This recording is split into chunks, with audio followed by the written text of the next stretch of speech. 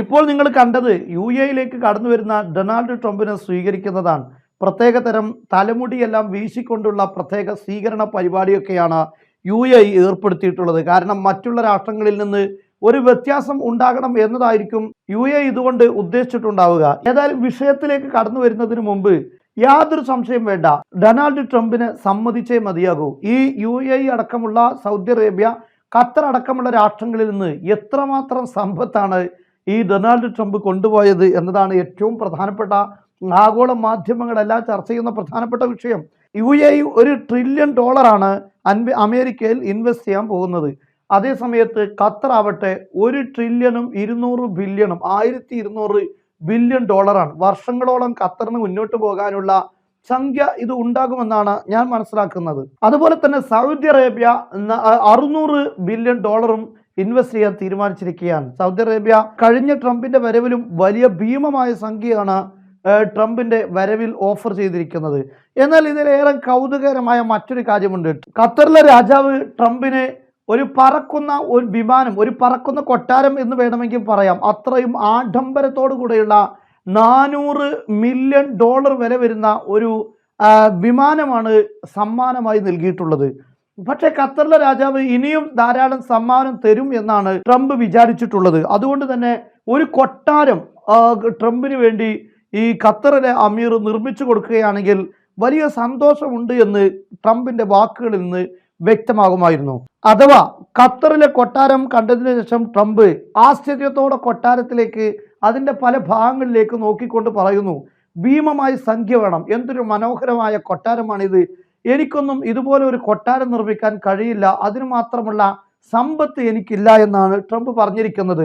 ഒരുപക്ഷെ നിങ്ങളൊരു കൊട്ടാരം എനിക്ക് അവിടെ നിർമ്മിച്ചു തരികയാണെങ്കിൽ വലിയ നന്ദിയുണ്ട് എന്ന് ഒരു സൂചനാ വാക്കിലൂടെ പറഞ്ഞതായിരിക്കാനാണ് സാധ്യത. മാത്രവുമല്ല, ഈ വാക്ക് പറഞ്ഞുകൊണ്ട് 2 തവണയാണ് ആ കൊട്ടാരം ട്രംപ് സന്ദർശിച്ചിരിക്കുന്നത്. അതായത് ഓരോ സന്ദർഭങ്ങളിലും എങ്ങനെയൊക്കെ നീങ്ങണം, എവിടെ എങ്ങനെയൊക്കെ അഭിനയിക്കണം എന്ന് കൃത്യമായി വാക്കുകളിൽ, അതിൽ ശക്തമായ മൂർച്ചയുള്ള വാക്കുകൾ ഉപയോഗിക്കേണ്ട ഇടങ്ങളിൽ അങ്ങനെയും, അതുപോലെ തന്നെ ജാക്കി വെക്കേണ്ട സ്ഥലങ്ങളിൽ അങ്ങനെയും, അങ്ങനെ തുടങ്ങി വ്യത്യസ്തമായ രീതികളിൽ കാര്യങ്ങൾ അവതരിപ്പിക്കാൻ ട്രംപിന് കഴിയുമെന്നത് ലോകം ഇപ്പോൾ കണ്ടിട്ടുള്ള കാര്യമാണ്.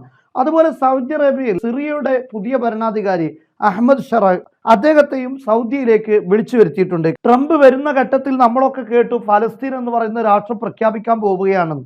ഒരു ചുക്കും ഉണ്ടായിട്ടില്ല. മാത്രമല്ല, ട്രംപ് അവിടെ നിന്ന് ഈ ചർച്ച ചെയ്യുന്ന സമയത്തും 100 കണക്കിന് ഫലസ്തീനികളെ ഇസ്രായേൽ മിസൈൽ വെച്ച് കൊല്ലുകയാണ് ചെയ്തിട്ടുള്ളത്.